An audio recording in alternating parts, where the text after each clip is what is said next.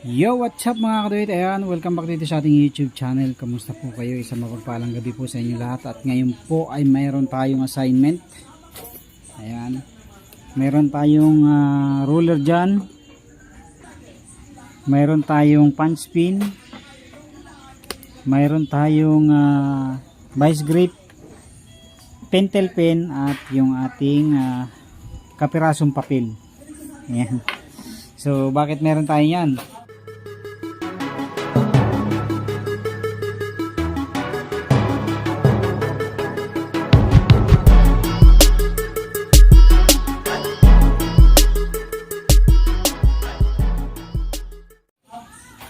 So kasi ito pong video na to ay i-share ko kung paano yung o kung paano tayo kumukuha ng sukat, ng mga sukat ng butas para sa ating nozzle burner. Ayan. So para po dun sa mga viewers natin. So alam ko marami nang gumagawa ng mga ganitong video, pero syempre yung version naman natin ang ilalabas natin. So katulad niyan. So, meron tayong 4 na unit. Ayan, 3 unit ng slim type, ng 3-in-1. At isang unit ng slim type. So, itong slim type po natin, kakatapos lang po nito. So, ito po ay detachable tank na rin. Ayan. Bubutasan na lang po natin yan. Ayan. So, lahat po na ilalabas natin ngayon, detachable tank na para hindi na mahirap maglinis. So, start na tayo. So, ang first step natin, higpitan ng mahigpit na mahigpit ang ating chamber. Ayan. Ang ating chamber, ang ating nozzle burner. So, hindi pwedeng kamay lang, kailangan nyo higpitan ng vice grip. Okay, higpit, yung higpit na katamtamang higpit lang, huwag naman sobrang higpit na higpit kasi baka ma-lost thread. And then sukatin natin yung height niya ng nakalubog. See, nakalubog siya, di ba? Sukatin niyo natin. Huwag niyo patatamain sa welding, ha. May welding kasi yan dyan sa loob. Huwag niyo patatamain doon. Ang patatamain niyo sa mismong flooring. Ayan, sa flooring. Tapos silipin natin kung ilan. Ayan ba yan? Medyo medyo malabo na madilim na So 7 point, tanda na lang natin. Ayan. 7.5. Ayan, 7.5 po. Ayan, pag nasukat na po natin yung height ng ating burner simula sa flooring, ay tanggalin na po natin. 7.5 po ang height niya. At tanggalin na natin ulit. Ayan, ganun lang po. Kuhanin lang po natin yung sukat and then tanggalin natin. So, ngayon, ito pong nozzle burner natin, itapat natin yung ulo, yung pinakakanto ng ulo dun sa 7.5. Ayan. Ayan, 7.5. Tapos, tandaan natin yung sukat na 2.5. Ako po 2.5 kasi yung pinakaunang butas ko sa first layer. 2.5 yan. Yan. So yan na po yung ating sukat. First layer po natin 2.5 centimeter. Centimeter po ito yung gamit natin. Tapos ngayon itatapat nyo na yan dyan. Itapat nyo na yung guhit nyo dun sa ito pong papel na to ay dinivide natin sa 4. 1, 2, 3. Pag ginano natin, pang-apat yung kabilang So, hinati-hati na natin para hindi na tayo mahirapang magtansya. Ayan, ito, ilagay na natin dyan. Tapat natin yung isang butas dun sa ating ginuhit. So, ito po, kapirasong papel lang po yan. Sinukat natin ganyan. Pinaikot natin din, pinutol natin yung magkabilang dulo, magkaduktong siya kung mapansin nyo. Yan. Tapos dinivide po siya sa 4. Yan. Ginawa ko po ganyan, isa, ginuntingan ko dito magkabila, tapos tinupi ko ulit yung isa dito naman ginupit ko rin yan, tapos yung kabila naman ganun din ginupit ko, kaya apat po yan, oh. 1, 2, 3, 4. Yan po yung ginagamit natin para hindi na tayo magtansya pa. Okay, so ganyan lang.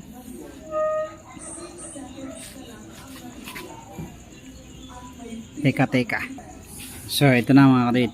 Ayan, tapat nyo lang yung isang slot dun sa ginuhit natin na 2.5 mm na first layer natin. Tapos kung mapapansin nyo, may guhit din po yan dyan, oh. Yung ating papel may guhit. Ayan, pagtapatin nyo rin lang po yung guhit para sureball po na magkatapat po yung ating linya, o magiging pantay po yung linya ng ating bubutasan. Ayan.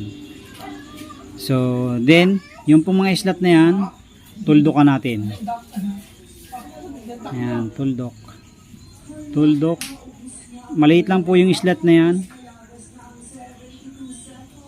Dito tuldok din.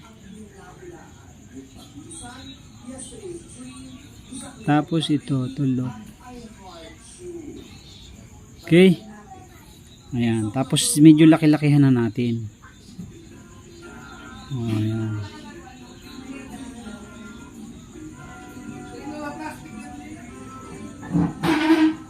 Ayan. So, yan na po yung first layer natin. First layer. Okay. First layer, and then ang second layer po natin, tansyahin na lang natin.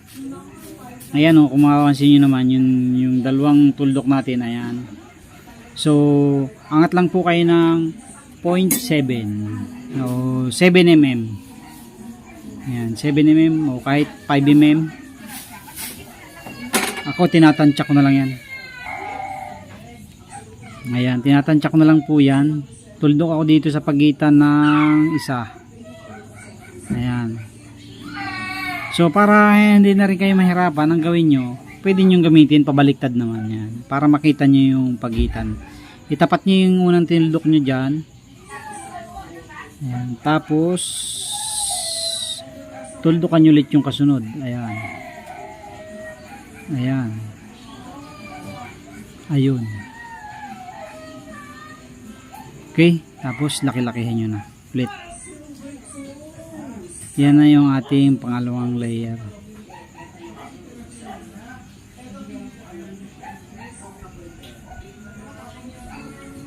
Okay, second layer. And then ang third layer po natin, tansyahin ulit natin. So 1, 2, 3. Tansyahin ulit natin dito. Hatiin nyo lang, hati. Sa pagitan ulit syempre yan.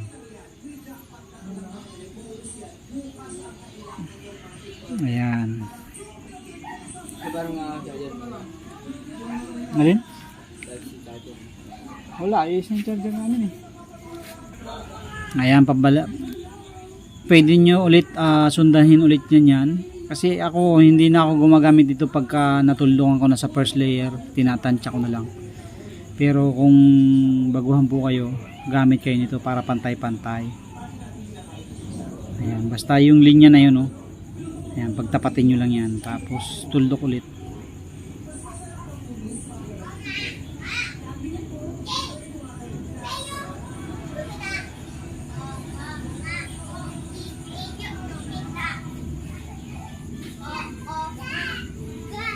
Okay. So ito na yung ating third layer. So maiksi lang po itong burner na to kasi ano to eh, gis lang to, gis. So yan, ito na yung third layer natin mga kaduit. Medyo mababa ng konti yung ano natin, angat lang natin ng konti yan pag nag-puncher tayo. And then yung fourth layer po natin ito, sa pagitan, salitan po yan. Fourth layer, ayan. Ayan.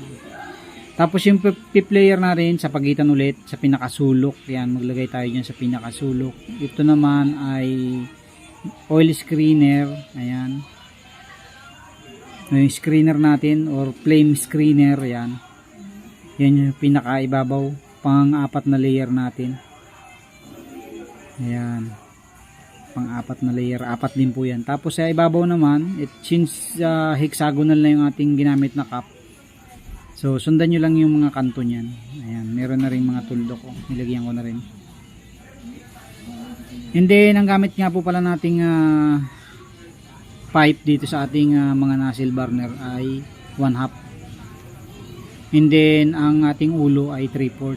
So yung ibang ginagamit 1/2 yung katawan, 1/2 din yung ulo. So tayo ang ginagawa natin 1/2 ang katawan, 3/4 ang ulo, para yung buwelo po ng hangin dito pumupundo siya dito sa pinakaulo niya para magandang bumigay yung pinakaibabaw. Mas maganda pong bumigay, kumbaga may pressure. Kaya kung makikita siya sa mga video ko, yung guhit ng flame ay kitang kita siya. Ayan, so ito na po ang ating first layer, 2.5 simula sa flooring. Pag hinigpitan natin yung ating nozzle burner, 2.5 po simula sa flooring, doon tayo mag-start. So ang ginagamit ko pong drill bit dito, 2.3 or 2.5 mm. Ayan. Tapos ang second layer po natin ay angat lang tayo ng 0.7 cm o 7 mm. Angat lang tayo ng 7 mm. Doon tayo maglagay ulit ng pang second layer natin. 2 mm naman po ito, apat din. Ayan, apat. Tapos ang next layer po natin, tansyahin nyo lang po, hatiin nyo lang sa tatlo yan yung matitira. At pang third layer natin 1.5 na po yan, 1.5. Pwede nyo din gawing dos yan kung gusto nyo malakas na malakas. Ayan, 1.5. Tapos itong pang-apat 1.5 din po yan, apat. Tapos ito itong ating screener ay 1.5 din yan, apat. So ang butas po nito, yung baba mga 160 degree na 2.3 mm, pababa po yan, pababa. Tapos dito mga simula sa second, third at fourth, mga 125 degree lang, or mga 130 degree. Yan, mga 130 degree kasi ang 140 di ba pantay ganyan. Mga 130. Yan, 130 or 125 degree. Para po babanda siya sa dingding. Yan, ito pong second, third at fourth layer. Yan po, mga 125 or 130 degree. And then itong pang fifth layer natin ay tuwid lang, 140 degree lang.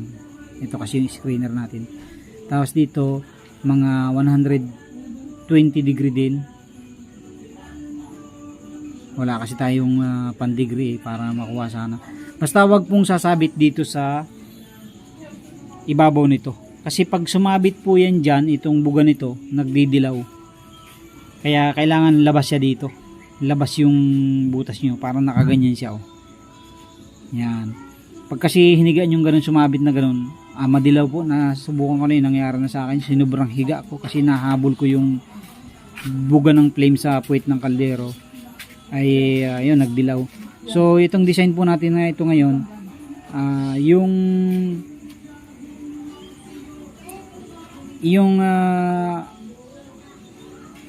itong mga butas natin sa katawan, ito na yung bubuhay na magbibigay ng flame sa gilid ng kaldero natin. Tapos itong ibabaw ay para sa puwet ng kaldero natin. Ayan. So ito sa gilid, tapos ito sa puwet. Itong design na to, pinaghahandaan ko rin to, preparation ko to para sa ating dinidevelop na bagong project. Ayan. Ito po. Next natin ay yung ating 3-in-1. So medyo mahaba to. Ayan, higpitan lang ulit natin to. Ulitin natin ng isa para dito sa 3-in-1. Ayan, pag mahigpit na siya, sukatan nyo lang ulit para makuha natin yung saktong sukat ng ating first layer. Okay. Ayan, 8.5.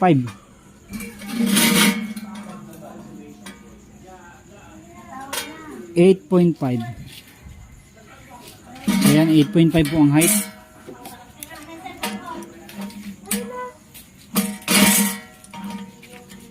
Tanggalin na natin ulit.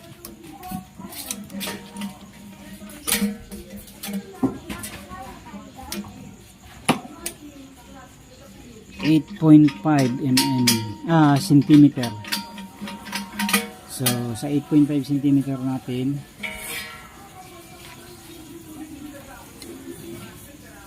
ito, sukat tayo 8.5. Tapat nyo lang ulit yung ulo dun sa 8.5. Ayan, ito yung 8.5 natin, di ba?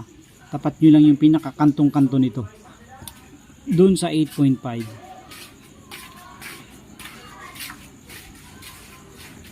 Yan.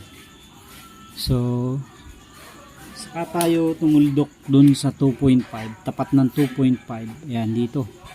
So ito yung 2.5, oh. Yan, tuldokan natin dyan. Okay. Tapos lagyan na natin ng ating pattern paper, tracing paper. Ayan, igitna nyo lang doon sa slot. Ayan, o. Igitna nyo lang yung tuldok na isa. Ayan. Tapos pagdating dito sa kabilang dulo, pagtapatin nyo lang yung linya. Ayan, yung linya.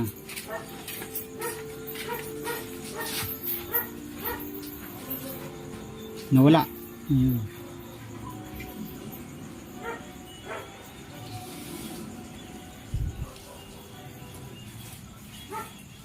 Ayan. So, ayan, magkatapat na. Tuldokan nyo lang ulit yan. Tuldok. Tapos kabila, tuldok ulit. Okay. So, ngayon hindi na ako gagamit ng pattern sa second layer. Tansyahin na lang natin. Ayan. So, kung makikita nyo, may mga tuldok na yan. Laki na natin ng konti. Lakihan natin ng konti. Ayan.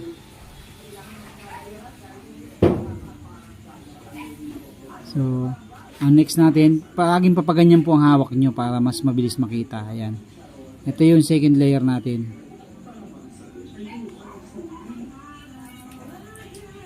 Pwede nyo iangat pa ng konti kung gusto nyo.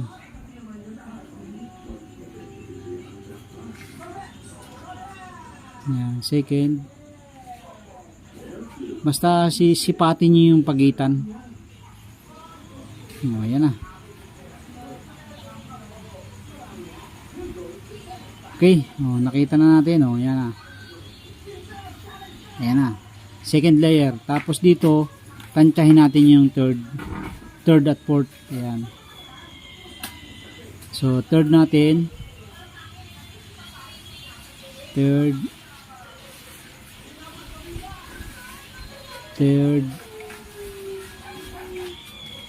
Ayan, apat lang naman yan eh. Tapos fourth layer, ito na yon. Fourth. Ayan. Fourth layer. So tansyahan na lang yan, kayo nang bahalang tumansya. Kasi minsan iba-iba yung sukat natin sa haba ng ating mga nozzle burner na ginagawa. Ayan na. Apat, tapos pang 5 screener. Silipin nyo ulit yung pagitan. Sa pinaka dulon-dulo na, sagad nyo na. Hindi ko pa po nakikleaning to. Okay. Ayan. Yan na po yun, yung ating ayan. So first, dito guhitan na rin natin yung ibabaw bago natin reviewin. Ayan. Guhitan lang natin ganun para makita lang.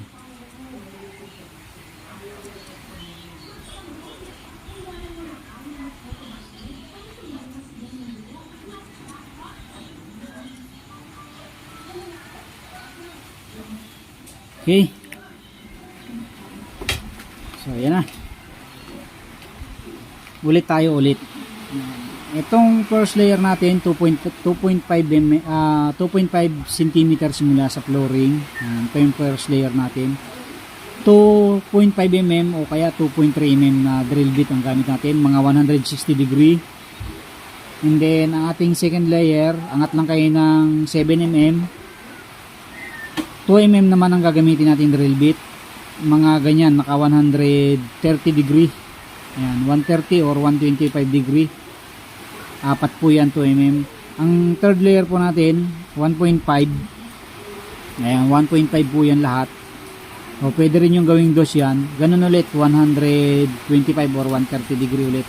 Kailangan babanda po siya sa chamber. Ayan. Tapos yung fourth layer natin, ganun din. 1.5 na po ito. Ito optional, pwedeng 1.5, pwedeng 2 mm yung ating third layer. Pero yung fourth layer natin, 1.5 na po ito lahat. Tapos yung oil screener natin, o yung screener natin, flame screener natin, naka 140 degree. Pantay lang po yan. Ayan, puro 1.5 din po yan, apat. Tapos yung ibabaw ay mga 120. Ayan, basta hindi siya sasabit dito. Kayo na po ang bahalang tumantya. Medyo nakahiga lang siyang ganyan. 8 po yan, 8. Hindi na ako naglalagay sa gitna. So yan, ito po yung version natin ng 28 holes natin. Ayan, yung sinampul natin nung nakaraan. Effective na effective yung napakalakas nito. Okay. So tapusin ko lang to kasi umulan na, may bagyo yata. Tapusin ko lang to at bukas naman. Ang oras natin ngayon ay alas 9 na yata. So inuuti ko lang para bukas hindi na ako magtagal. Matagal din kasi magganto eh. Matagal din magsukat.